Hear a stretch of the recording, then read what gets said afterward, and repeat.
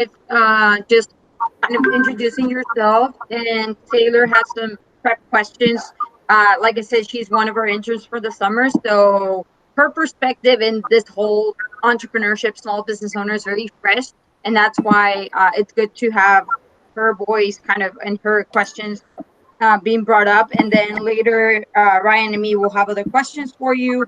The idea here is to just get to know you a little bit better, how your perspective on running a business in San Antonio, running a business during this current situation, and some everything you should know, right? Because it's about you. So nothing, nothing hard or nothing out of the ordinary that you probably already know or have answered before. So if you want to Yeah, start just by telling us, just introducing yourself, your name, what do you do, and how long have you been in business for? Just like a brief story about you. okay, cool. So my name is Elsa Fernandez. I am the founder and owner of Eye Candy Boutique. We started as an online store that specializes in plus size clothing, sizes 12 to 24. And then, of course, we have accessories like hats, necklaces, earrings, jewelry. We started, like I said, online, but we were the first pop-up turned permanent through the program that's put on through the city of San Antonio called Open Downtown Pop-Up Shops. And we started in our downtown location in August of 2015. After 4 years, we moved from downtown at the end of last year. So like right when New Year's hit, we moved out of downtown and into our showroom where we are now, to be able to be more multi-channel for our consumers. And little did we know that the whole pandemic was going to hit in 2020. So we were already in the middle of a lot of transitions. When we started our new transitions, then we had to kind of pivot again.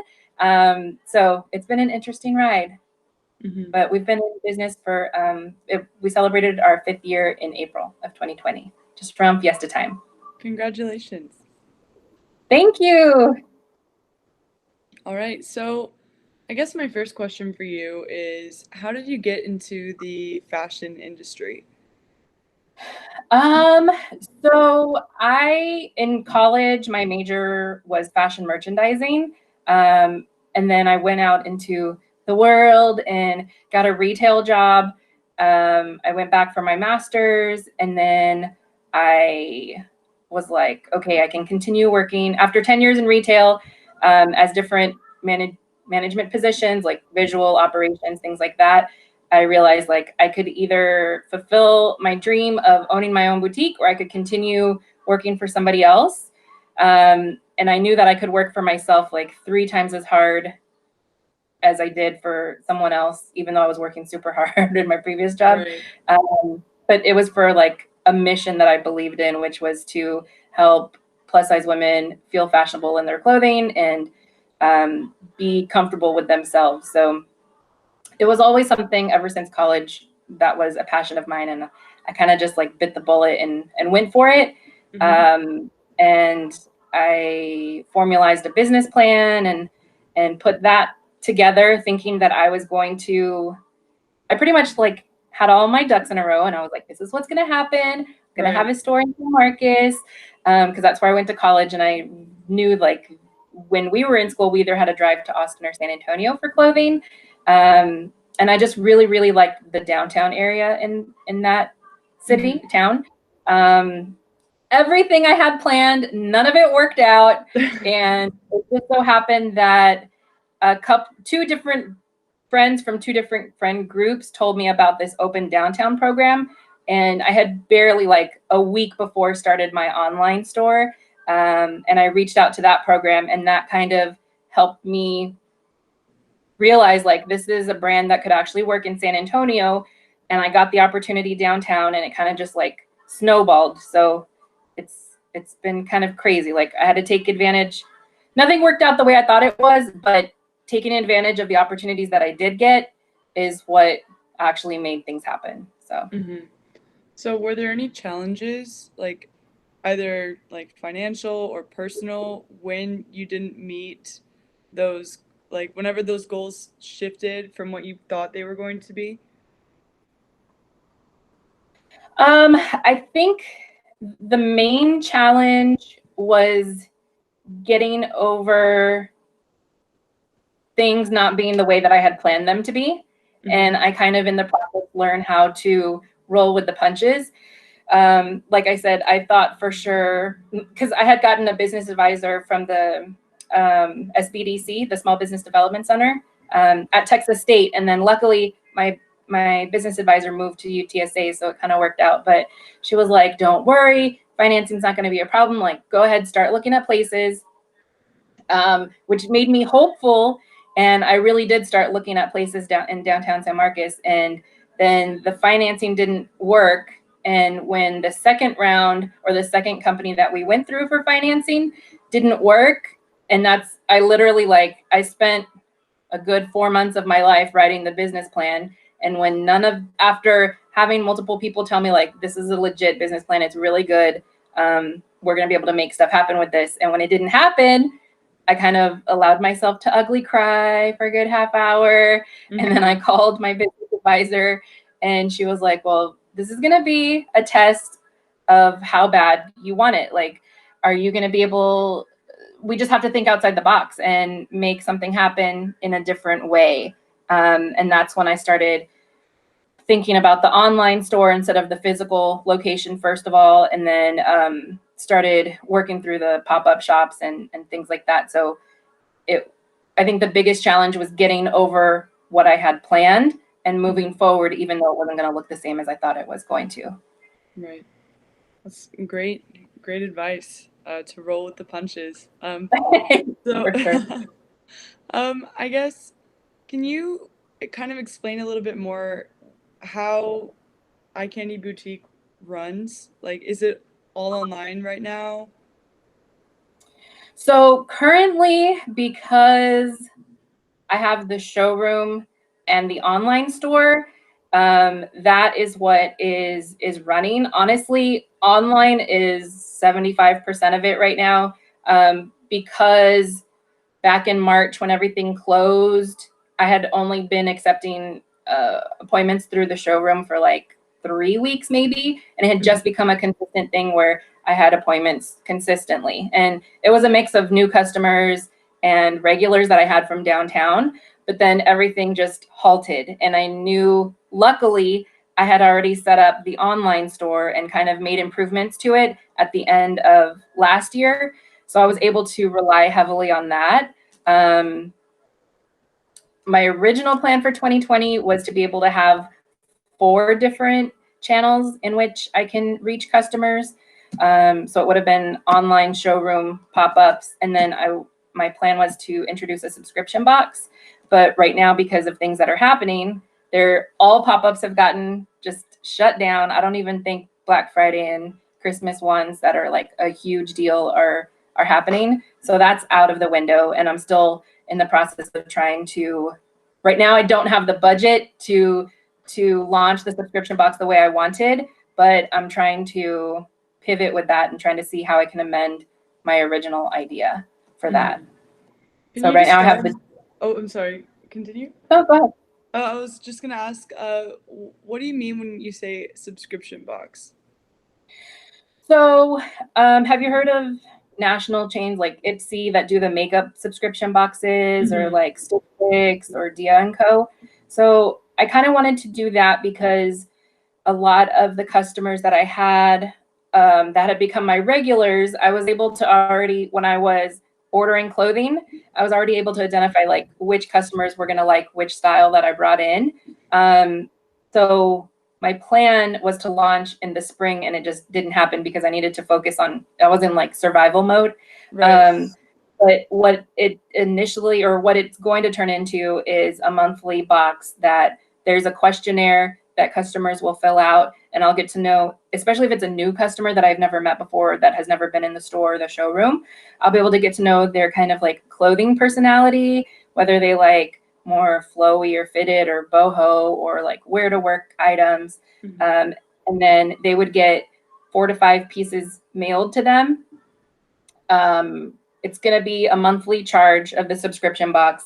and then they're going to have a certain number of days to determine whether they're going to keep the clothing or not, and then they'll be charged the amount of the clothing that they're keeping. Oh, wow. And then whatever they don't keep, they'll send back. Mm-hmm. So it's like a surprise. Yeah, exactly. So it's cool. And I think after 4 years of meeting different personalities and different girls at the downtown store, I was able to learn about their shopping patterns, which was interesting. And then also know which ones are more willing to kind of step outside of their comfort zone, or the ones that are like strictly neutrals, blacks, more like not scared of patterns, but they know that they like more soft palettes, as Right. opposed to customers that are like, give me all the florals, all the polka dots, all the palm tree patterns, you know? So Right. it's interesting. Yeah. So when things were open, were you at your like brick and mortar showroom like a lot, or were you more like, are you present at every single place that your business is at?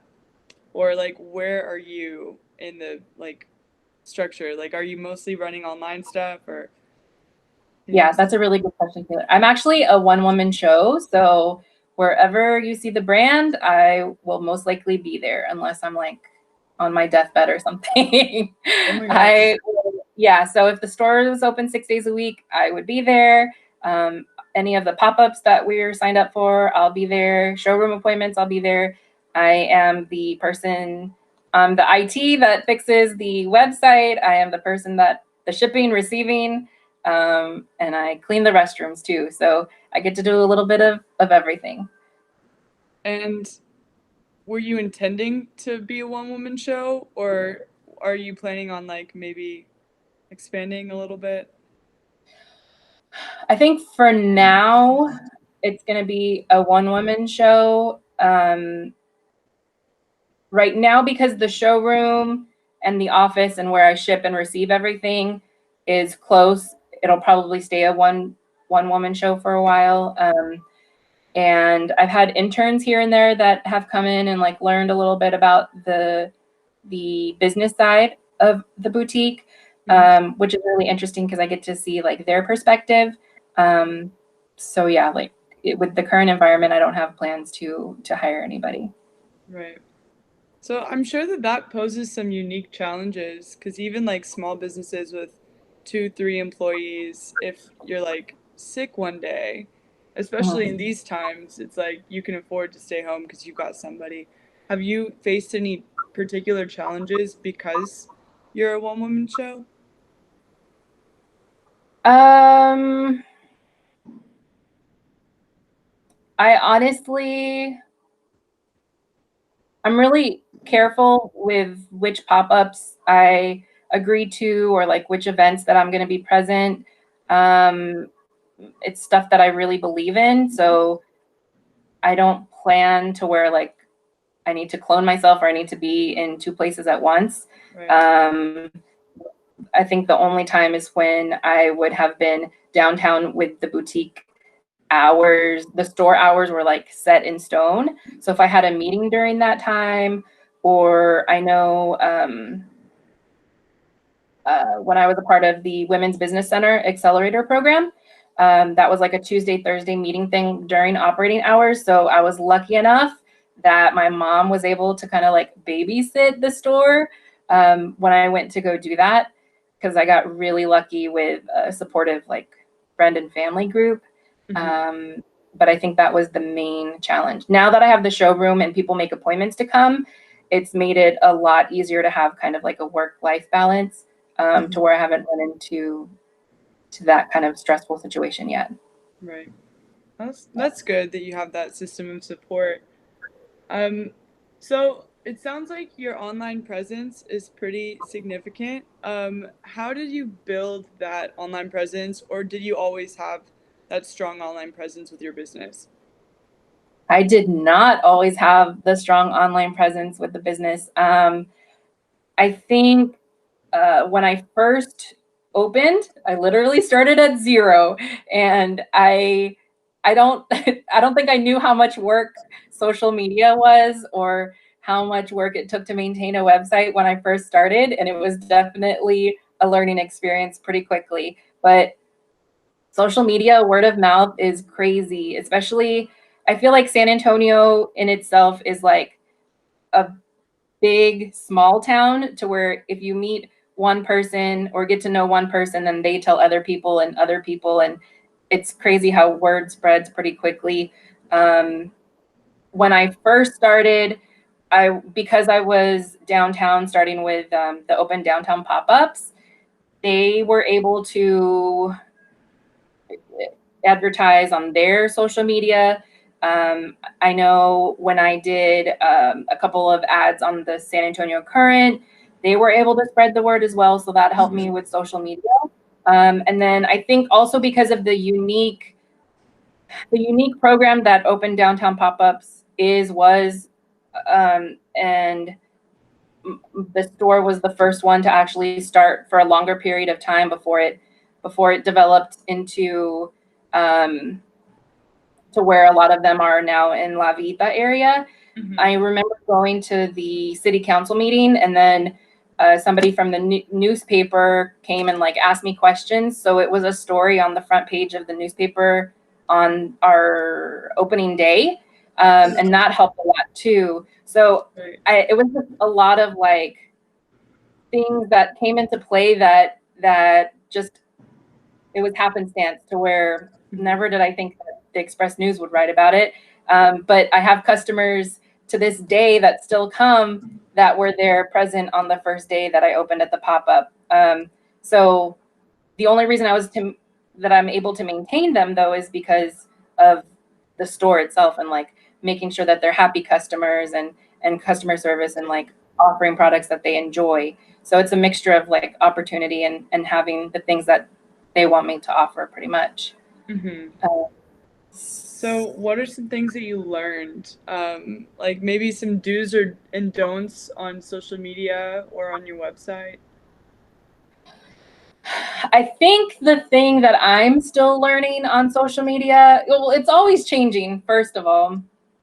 Second of all, I feel like people, at first when I started, I didn't want to be posting anything that wasn't like perfect, but people identify more with humanity than they do with perfection.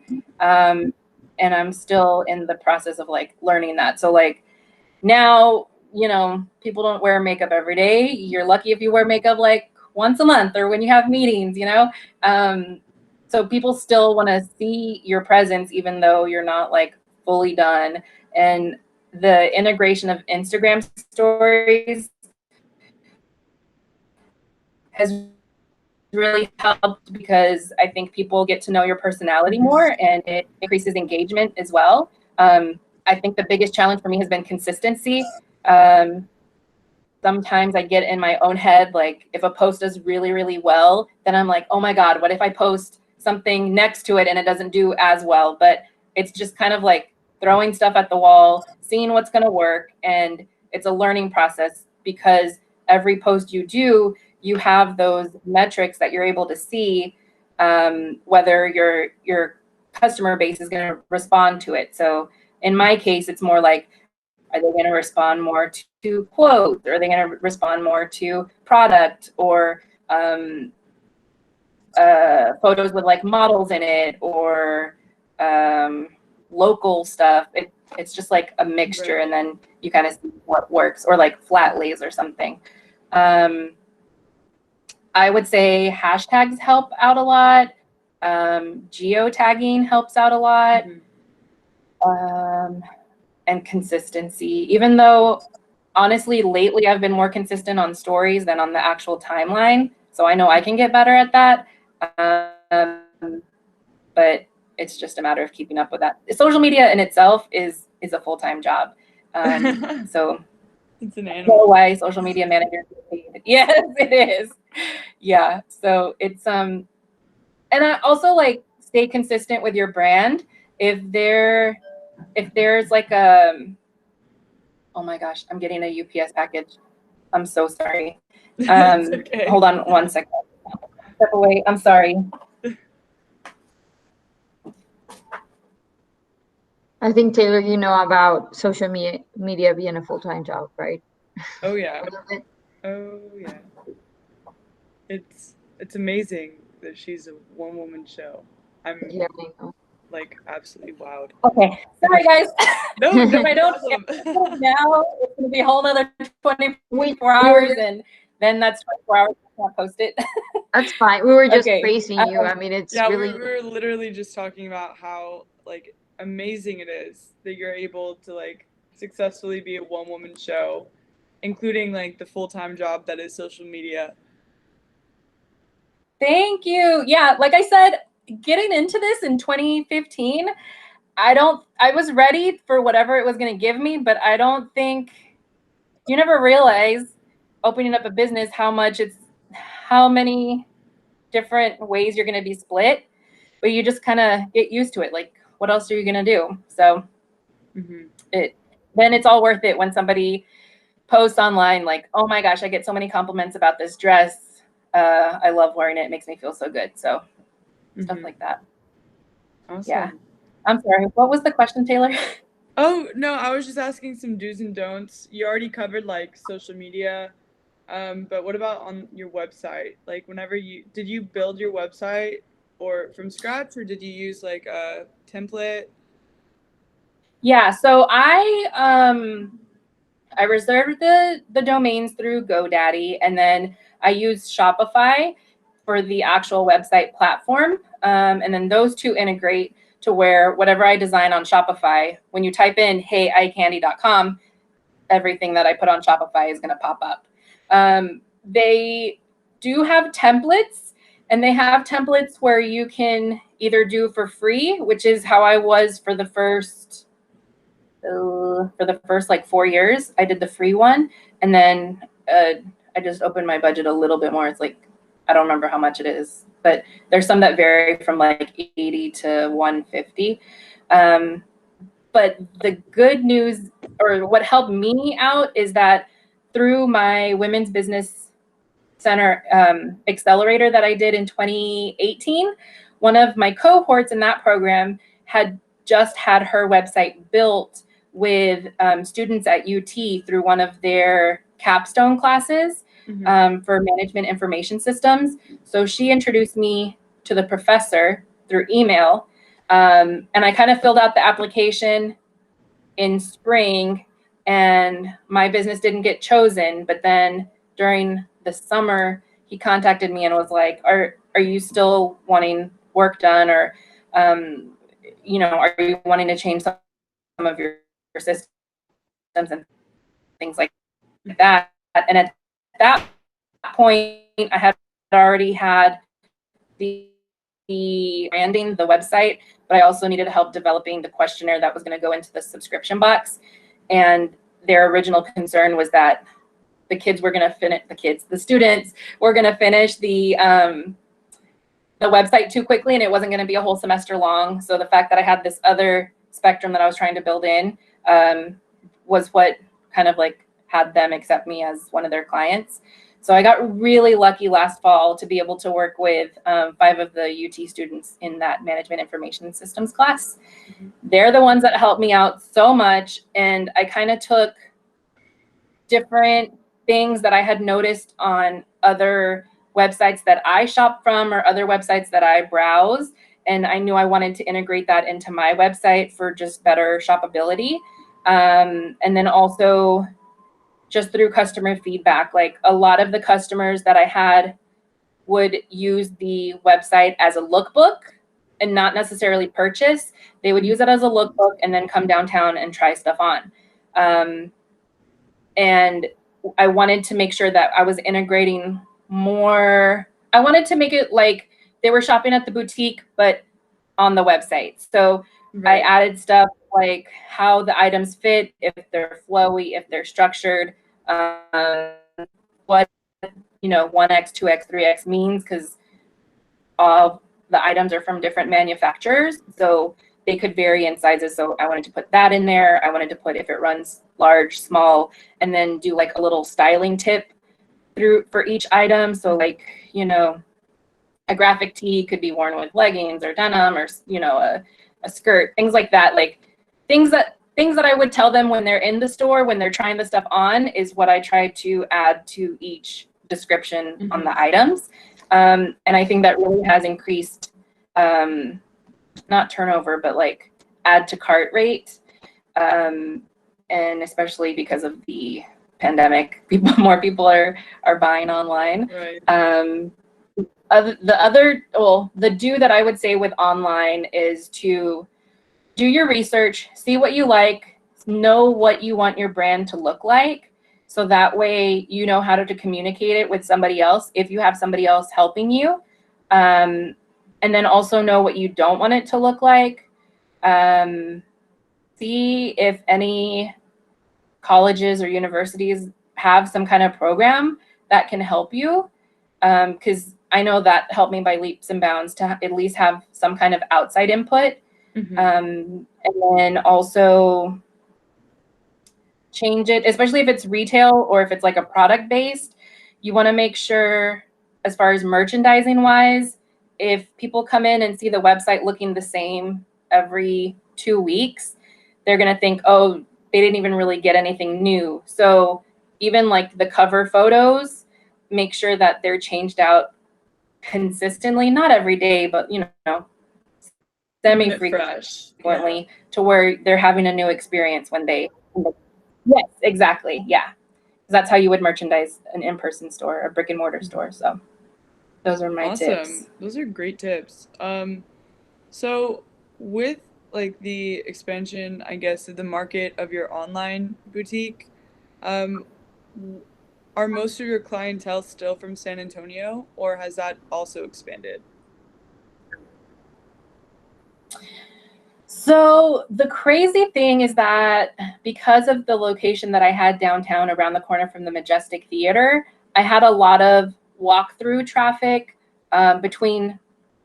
we were a block away from the Riverwalk. So we had a lot of visitors from out of town that would come to the store. And so they would buy something from the store, they liked it, they would go back home, and then they would search online. So I have like, even though I'm trying to grow to outside of Texas, I do have like sprouts of customers that have bought something and then go back home and then they continue to shop online. So I have people in like South Carolina, North Carolina, Chicago, New Jersey, California. So, and that's not with any effort on my part as far as like Facebook marketing or Google ads or anything like that. It's more the nature of how the store was set up and where it was and the migration that the customers took and then shopped online. Yeah. Okay. So how do you stay connected to the San Antonio community right now, especially now with like the limited options for in-person contact? How are you like rooting in and like really being a part of the community? It's so hard right now, Taylor. I miss my downtown family so much. And not just, the customers that I had, but the people that I met through different city programs and my friends that would come visit me from Centro that would office downtown, like around the corner on Broadway. They would always come and visit. And it really is like a family that you get to care about and learn about, and you just touch base with on a regular. Now it's a little more difficult because it has to either be through like social media. I've done a couple of like Zooms. It's hard. I think that's still something that I'm trying to figure out. Because aside from like doing Zooms or attending panels, I haven't really been in a place with a lot of people at once. But when I was first starting, I definitely tried to go to different events, especially like downtown community events, because that's where we were located, and I wanted to learn more about the area and what people down is. It's right now I'm just in survival mode, and I'm sure I'm not the only business like that. And yeah, I it's hard. I'm still working on that. Right. I think everybody's working on that. It's such a strange time nobody's got like a perfect formula of being normal because it's not normal. So Yeah. I think the thing I saw, of course, like the San Antonio Entrepreneurship Week that happened, that was a good way to bring people together. I know Centro has been doing and is doing different like panels. I think they have their Pride panel this week. So yeah, I think panels and workshops are going to be the way to go for now. yeah. So I guess it's obviously not the easy way out to become a business owner. You know, it's not for the faint of heart. So what drives you? Like what drives you especially today? Yeah. I think originally what drove me to start the business was my love of fashion and being like, oh my gosh, I'm gonna have a business where people can come in and they can try stuff on and they can buy stuff. And I thought about the fun parts about it, but actually being in it and developing relationships with people in the community and with my customers themselves, I think the most rewarding thing is when somebody, like I said earlier, like if we get tagged in something, or if they text me personally or send me an email saying they felt so good and so confident in the clothes that they bought at Eye Candy. Or I've had girls tell me like their closet used to be all black and now you open the door and it's like really colorful because of the items that I've kind of like convinced them to step outside of their comfort zone to buy. I didn't anticipate the relationship with the customer part being such a big factor, but that is my number one driver now. And it's so weird not being able to like give them a big hug when they come into the showroom, Right. or things that would have come naturally at the brick and mortar store 6 months ago, is now totally different. And now I don't even take that for granted. So I think the relationship part of it is what keeps me going, because I know that there's people that it really does make a difference for them. So Yeah, that's really nice. That it was fun, and it's probably still fun at times. oh yeah, some of the stuff can get tedious, but I mean, when I have moments, I'm like, oh my god, I'm making more tags, or like, ugh, I have to hang this stuff now, or steaming again. Actually, steaming is really therapeutic for me. It's like a stress relief for me. I don't know, I'm a weirdo, but I think when I get to those tedious things, I try to remind myself, like 5 years ago, I would have killed to be able to do this. So I try not to take that for granted, and also I think it was probably like 2018. It was just like an avalanche of things that were going wrong that I was trying to overcome. And it was, what really helped me was like a change of mindset, and saying like, instead of saying, ugh, I have to do this, it's like, no, I get to do this. I get to wake up and I get to prepare for new items, and I get to prepare for this and prep for this. And instead of being overwhelmed by it, I try to be grateful for it. And that shift in mindset takes work, and it's just like something you have to constantly work on. But being mindful of that gratitude is really has really helped me, I think. Yeah, that's Yeah. wow. That's so inspiring. Your whole story, like you're just a very inspiring character. So, Thank you. would you consider yourself to be a mentor to fellow entrepreneurs or like small business owners in the same industry? Mm, I don't know if I'm gonna like label myself as a mentor, but I've had some people reach out and will like have coffee and talk shop, because I am a one-woman show, and it can get lonely because you don't have a lot of people that are in your same boat. And personally, a lot of my friends are in education. I don't really have a lot of input to give them as far as what they're doing in their sphere of work. And likewise, like they see it from an outside perspective, so they can be supportive, but it's not really from the same shoes that I'm in. So it is helpful to talk to people that are in the same entrepreneurial path, and especially in retail. So it's few and far between where I can talk to them, but I've had people reach out, and I've been able to like answer questions and kind of like guide them along the way. A good thing is that my small business development center business advisor, sometimes she'll link me up with other business owners and we're able to talk shop. So I know the ladies from Sweet Peas Baby Emporium, they're off of Blanco. They opened almost 2 years ago. And before they opened, they came to the store and was like, oh, our business advisor said that she's also yours. And we were wondering if we can ask you some questions. So we had a really fun afternoon, just like chit chatting. And then we're able to support each other with like posts and engagement and things like that.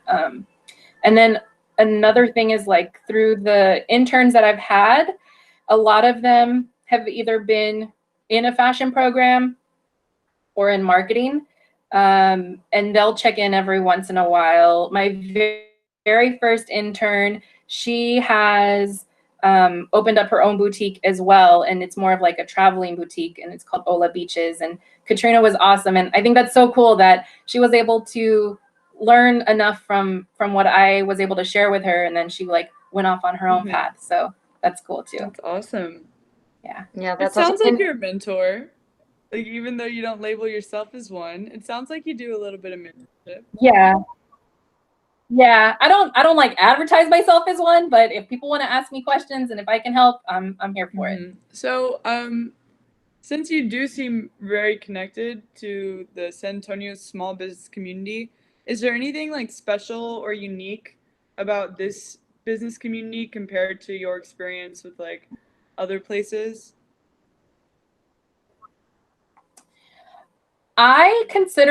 When people ask me, I consider myself so lucky, not only to be a woman business owner, but to be a woman business owner in San Antonio, because I feel like San Antonio has so many programs that are here to help you, like Launch SA, like Live Fund, like Open Downtown Pop-Ups, like my Small Business Development Center business advisor. Like I've been able to take advantage of so many workshops and webinars and different accelerator programs. That would be another thing that I would suggest for business owners or people that are looking to open up a business is take a look at the programs that are available to us as San Antonians, because not every city has these programs, and we're really lucky to be able to use them and utilize them for our benefit. And a lot of them are free, so why wouldn't you? Especially if you're in the market research phase. It takes a little bit of effort if you have to fill out like, an application to be in one, but if you're accepted, it pays off in dividends, because at the end of the day, you get to meet your cohorts, and then that opens up your world even more, because you get to learn more about each of them. And I've had people, even because I would have customers when I was downtown, I would have customers from like Chicago or New York and ask how I started, or how everybody's favorite question would be like, how did you end up downtown? And I would tell them about the Open Downtown Pop-Up shops. Right. And they're like, oh my gosh, that sounds like a program that we would have in our city, or like, that sounds like a really metropolitan program. And so it's not something that you would see everywhere. So definitely we have that unique opportunity as San Antonians, so make sure to use them. Yeah. Yeah, that's awesome.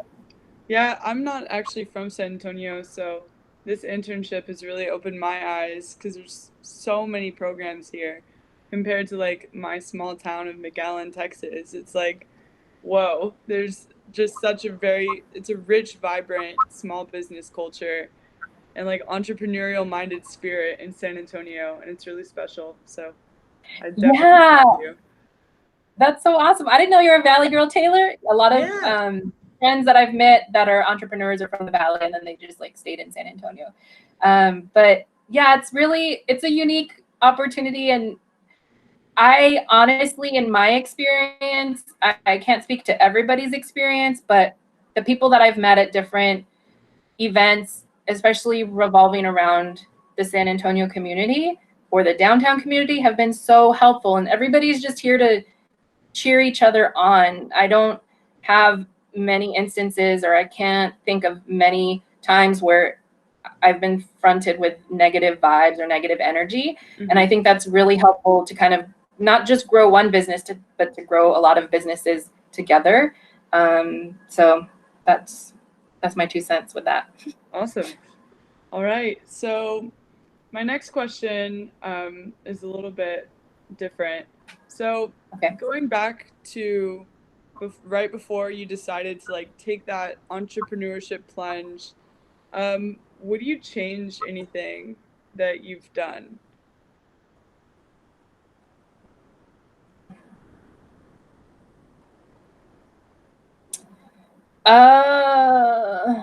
No, I don't think so, because the choices that I've made, I've tried to do it to where I stay true to the brand and true to what I want to do as a mission.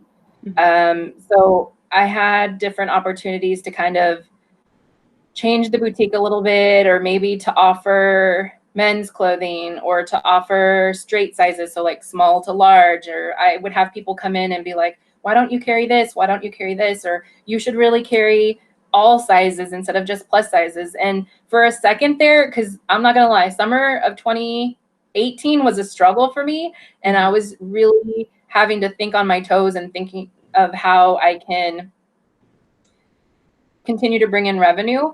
And for a second, I thought maybe I will expand from small to 3X.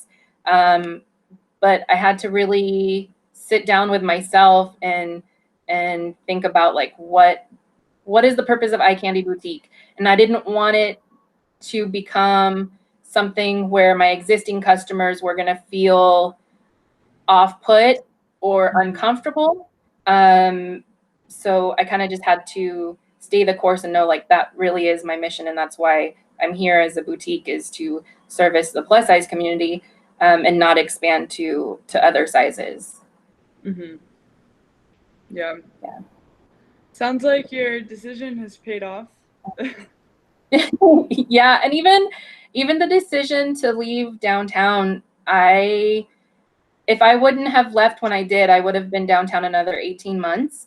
And I just couldn't. I knew that I wanted to be more multi-channel. I wanted to focus more online. I wanted to, instead of waiting for people to come downtown, I wanted to be able to go out into the community and do pop-ups in different locations. And I couldn't do that being downtown at the store 6 days a week. So it was kind of a sacrifice, because I didn't know how it was going to turn out. And I knew that I was going to miss my downtown regulars and my downtown community, but I had to weigh the pros and cons, and thinking like it was going to be a better balance for me to do all these other 4 different channels than the one brick and mortar. And of course, like, things have gotten poo-pooed on a little bit for 2020, but the good news is that my overhead isn't as high as it was, so the fluctuation has kind of worked out. Yeah. Right. Was it kind of scary, like, making these decisions, or were you nervous about it? Yes, I was very, very nervous about moving from downtown, because I knew that's where, like, that was like my little birthplace for the brick and mortar for Eye Candy. And I didn't know what Eye Candy was outside of downtown. So I had to just take a leap of faith and be like, you know, I want to have a better life-work balance. I don't think I can survive another 6 days a week for another 18 months downtown. This is what I want to try. Like, this is the next phase of Eye Candy. And I was so nervous when we had our kind of like reopening in February for the showroom, but it was better than I could have anticipated. And I think I think the aspect of it that made me nervous, that I didn't know who was going to show up, or if people were going to show up to a new location, or if people were just going to show up because it was convenient for them to show up downtown. But luckily, I had regulars that followed me from the downtown location to the new showroom. And then even people that were a little uncomfortable driving downtown have come to do appointments at the showroom. So it's kind of like, if people are going to shop with you, they're going to morph into whatever you want it to be. So it's kind of like retraining your customers and how they're going to shop. Right. Especially if they've already bought into the mission. That's like the hard part. So the easy part is That's a good point. That is a good point. Yeah, for sure. so yeah. It sounds like you have a very loyal customer base. I got lucky. And of course, right now it's kind of strained because people have other obligations that they need or other bills that they need to pay. But I've had customers that are like, I'm gonna buy one thing, so at least you know I'm supporting you type scenario. And I'm like, I appreciate it more than you know. Everybody's just trying to work with what they got right now. So Right. Yeah, that's very uplifting. So I know that your operations have shifted like more than you had anticipated due to COVID, but where do you see eye candy shifting in the future? I know that you mentioned the subscription box, but do you have like an end goal vision, or is that kind of like transforming on the fly?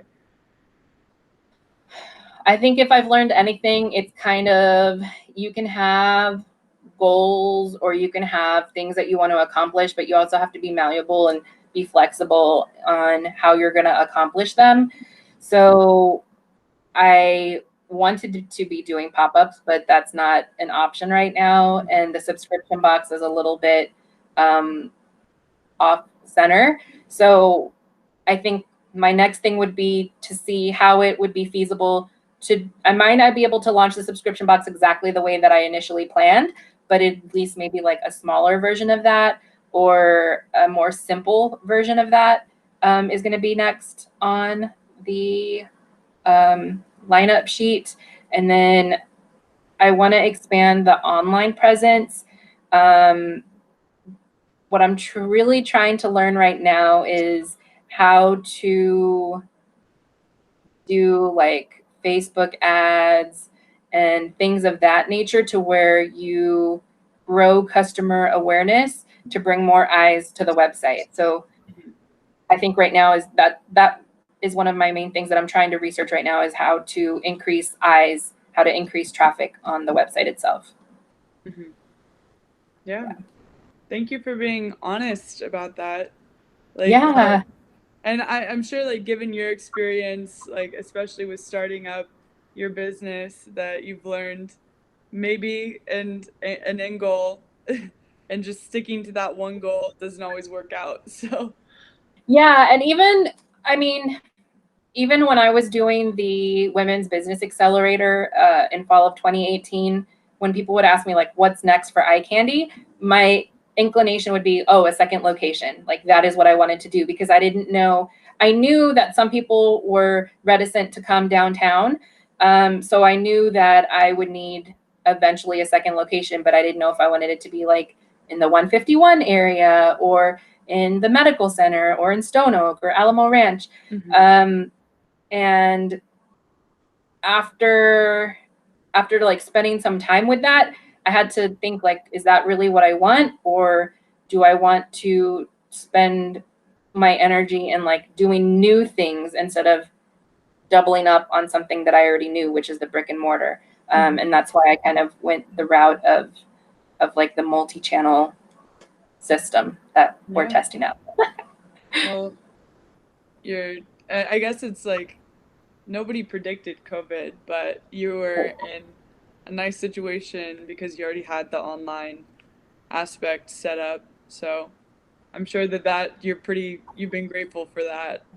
Oh my gosh, that God works in mysterious ways, and I don't know why I didn't I know why I didn't decide to renew, but I just think to myself, oh my goodness, the stressors that I would have right now if I still had the lease downtown, I would be pulling out my hair. I would be losing it. And things happen for a reason. You just have to kind of trust your gut.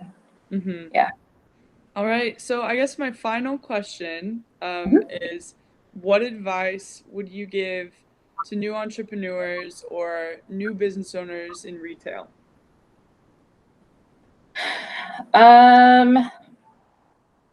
Do your research, do your market research. Through that, you're going to know if there's a need in your community for the business idea that you have. Make sure it's something that you believe in, because you're going to be tested. And when you're like really down in the dumps, you're going to need to know, like, this is actually something that I believe in and something I want to do. You have to know when to roll with the punches. Nothing is going to turn out the way that you think it is. Like I said, I thought I had all my ducks in a row, and all those ducks were moved to the side for what actually came to fruition. Right. You have to, what else? Oh, when I was first starting, I tried to do something that scared me every week, because I knew that if I wasn't doing things that were not natural to me, or that took my extra effort of getting out of my comfort zone, I wasn't growing the business. So I grew up as a pretty shy person, more laid back, but I knew that as the sole person of the business, I had to be the one that was out there meeting people and doing public speaking or doing segments on live TV. I would have never dreamed that I would have been brave enough to do that, but I knew that if I'm not going to do it, nobody else is going to do it for me. So you have to kind of get scared and get nervous. And then also you have to make sure that what you want to do and what your dreams are bigger than your fears, because that's the only thing that's going to help propel you forward. Like if you don't have an end goal that's bigger than what makes you nervous, there's not going to be any way to move forward. Mm-hmm. Yeah.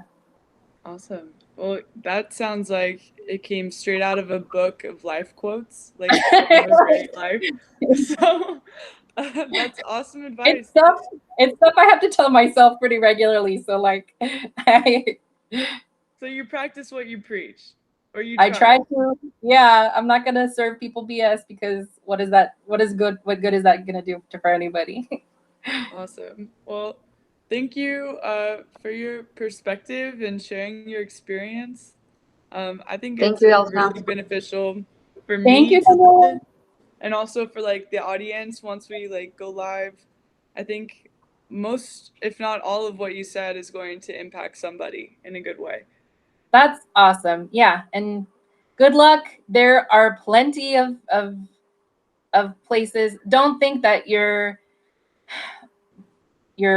industry is too saturated, and if it is, make it your own version, because how many boutiques are out there? But you have to make it your own. So that's what's going to make you unique. Yes. Yeah. Thank you so much, Elsa. Thank you, Taylor. I think it was, and like Taylor said, it brought a fresh perspective to the topic and your approach to new challenges and as you started and as of now what you're doing with everything. So thank you so much for sharing. So I'm gonna stop the recording, but I want to just thank you, and we'll share with you once we have it up. Right? Okay.